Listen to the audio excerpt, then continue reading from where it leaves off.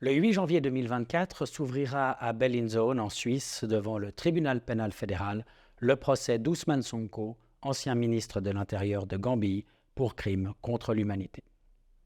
Je m'appelle Philippe Cura et je suis l'avocat d'Ousmane Sonko.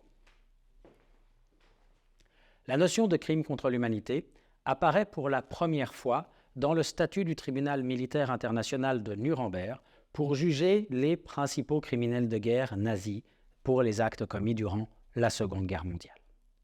Cette notion va évoluer ensuite de manière constante jusqu'à son adoption par la Conférence de Rome en 1998, qui va adopter le statut de la Cour pénale internationale.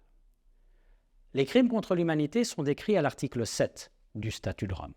Il s'agit, à teneur de cette disposition, de l'un quelconque des actes décrits dans le paragraphe 1er de cet article lorsqu'il est commis dans le cadre d'une attaque généralisée ou systématique lancée contre toute population civile et en connaissance de cette attaque.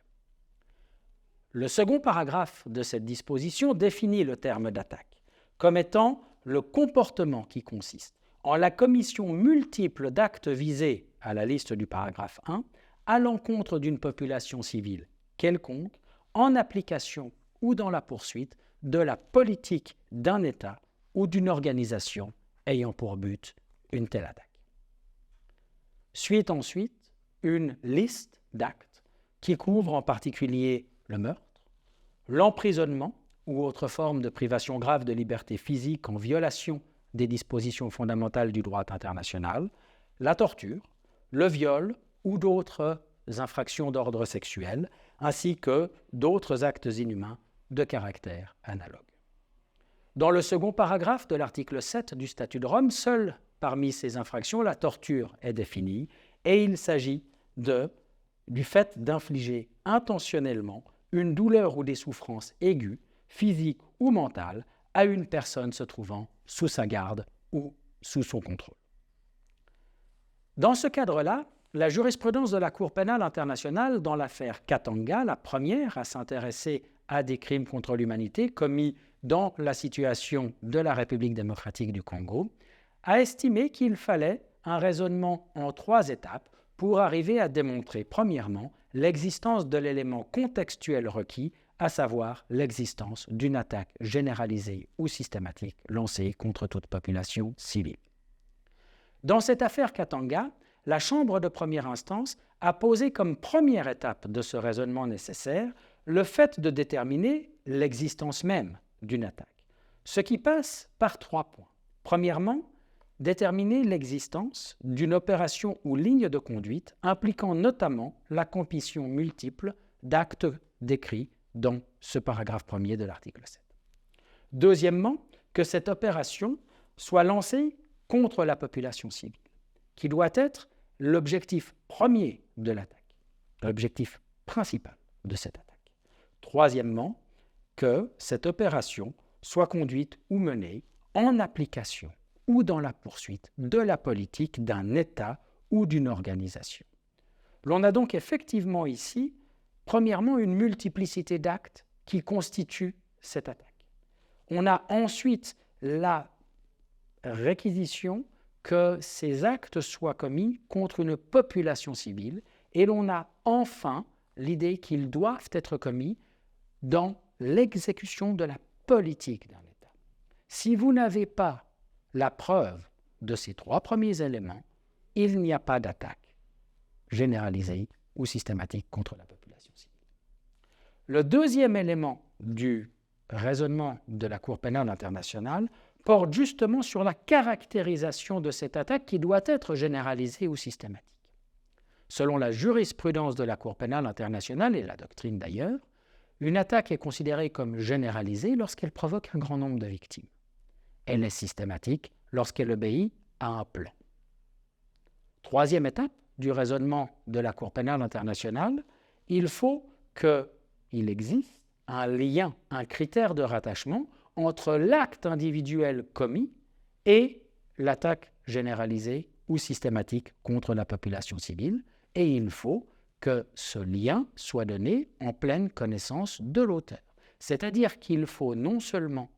que l'auteur sache qu'il commet un meurtre, un acte de torture ou un viol, par exemple, mais qu'il sache et qu'il ait conscience que cet acte est une partie de cette attaque généralisée ou systématique contre la population civile. Il faut qu'il ait l'intention de participer à cette attaque généralisée ou systématique et qu'il ait connaissance de la politique qui sous-tend ces actes. La définition de crime contre l'humanité ne saurait donc être donnée si l'on est face à une addition d'actes sans lien les uns avec les autres. En droit suisse, la réglementation ressort de l'article 264A du Code pénal. Cette disposition vient domestiquer en droit interne les dispositions propres du statut de Rome, puisque la Suisse a l'obligation, en tant qu'État partie, de pouvoir non seulement coopérer avec la Cour pénale internationale, mais également de prévoir dans son droit interne les bases légales nécessaires à poursuivre les mêmes actes, de manière à mettre en œuvre le principe de complémentarité de la Cour pénale internationale. L'article 264A n'est pas exactement rédigé dans les mêmes termes que l'article 7 du statut de Rome. Il dispose en son premier alinéa qu'est puni d'une peine privative de liberté de 5 ans au moins quiconque, dans le cadre d'une attaque généralisée ou systématique lancée contre la population civile, commet l'un des actes qui sont décrits ensuite. L'on a donc la même notion d'attaque généralisée ou systématique, mais l'on n'a plus l'idée que cette attaque doit être reliée à l'existence d'une politique d'un État ou d'une organisation ayant pour but une telle attaque, sans pour autant que cet élément ne soit exclu formellement de la définition du droit suisse. L'on trouve ensuite dans la liste, non pas le meurtre, mais l'affirmation que la personne tue intentionnellement une personne, ce qui revient au même. L'on n'a plus la notion d'emprisonnement, mais qui est décrite dans les mêmes termes que le statut de Rome par la grave privation de liberté en infraction aux règles fondamentales du droit international. Le mot torture est absent, mais la description y est du fait d'infliger à une personne se trouvant sous sa garde ou sous son contrôle de grandes souffrances ou de porter gravement atteinte à son intégrité corporelle ou à sa santé physique ou psychique. L'on y retrouve le viol et les autres infractions de nature sexuelle, ainsi que tout autre acte d'une gravité comparable.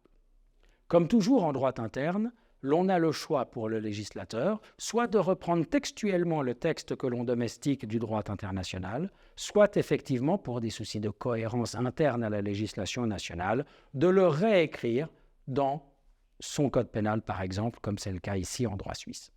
Cela appelle effectivement un certain nombre de questions. Le droit suisse sera applicable au procès contre Ousmane Sonko, et c'est la définition du code pénal suisse qui va devoir s'imposer, mais il n'est pas interdit de penser que parce que l'on est là pour la première fois dans un contexte qui vient domestiquer les obligations au regard du statut de Rome, l'on puisse évidemment s'inspirer de la jurisprudence internationale en la matière pour déterminer exactement quelle est la notion de crime contre l'humanité, en particulier reprendre le processus d'analyse décrit par la Cour pénale internationale dans l'affaire Katanga et les étapes nécessaires à déterminer s'il existe ou non, en premier lieu, l'élément contextuel de l'attaque généralisée ou systématique avant de s'intéresser à la réalisation éventuelle d'éléments constitutifs de crimes spécifiques. Évidemment que la question de l'intention et de la connaissance de la participation à l'attaque se poseront aussi, et que, comme devant la Cour pénale internationale, en droit suisse comme dans tout système pénal moderne, il appartient au procureur, au ministère public de la Confédération en l'espèce, de prouver, d'apporter à la Cour les éléments de preuve suffisants à ce que les juges puissent fonder une intime conviction au-delà de tout doute raisonnable que les éléments constitutifs de l'infraction sont remplis. Nous aurons l'occasion d'en débattre devant le tribunal pénal fédéral, qui aura à trancher ainsi pour la première fois de questions de fait et de droit nouvelles et d'une certaine complexité.